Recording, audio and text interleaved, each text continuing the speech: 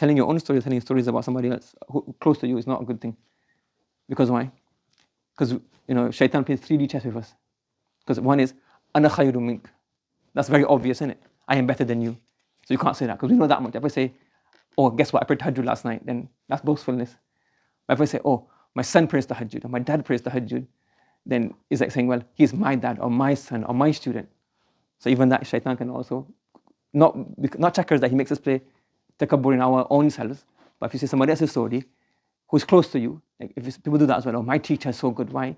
So is it you love your teacher or you want to say it's my teacher, so therefore I'm linked to that teacher?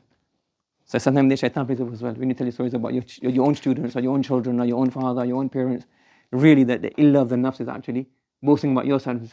So you have to make sure you check your knee all the time. No? Because if you say, I am good, it's obvious, isn't it? Obvious pride and obvious showing off. So if you tell about somebody close to you, it's that. So you have to be very careful.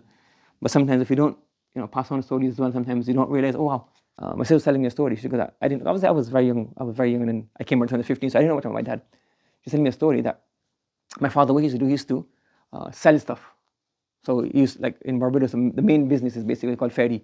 You buy things from town and you take it in your car, take it. That time, my dad took my bus and then sell it in a suitcase and take things to different people and say, look, I'll sell this to you, pay me in installments and then make a profit on that, etc.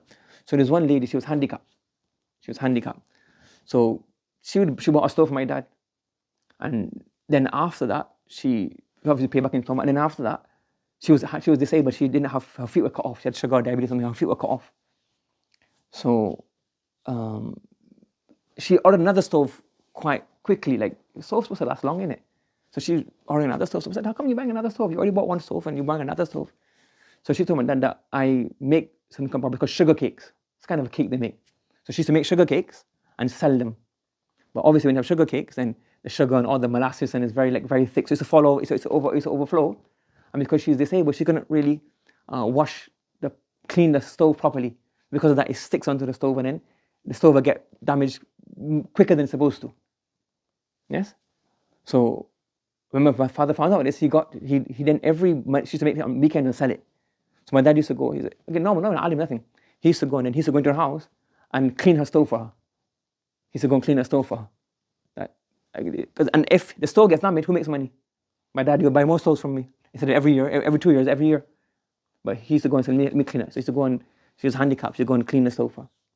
Again, these kind of qualities from the Prophet ﷺ, even to anybody, even nowadays, many people, it's not one person, many people have these qualities.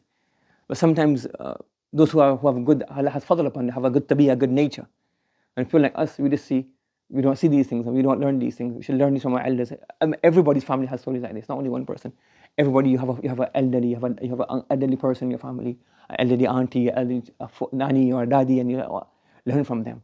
Don't just become arrogant, independent, that I'm 15, 16, 20, I know what's going on. Even 25, I know what's going on, I know everything. You can learn so much from the elders. That's why we should, nowadays what we do, we learn everything from TikTok, we learn everything from Twitter, we learn everything from social media.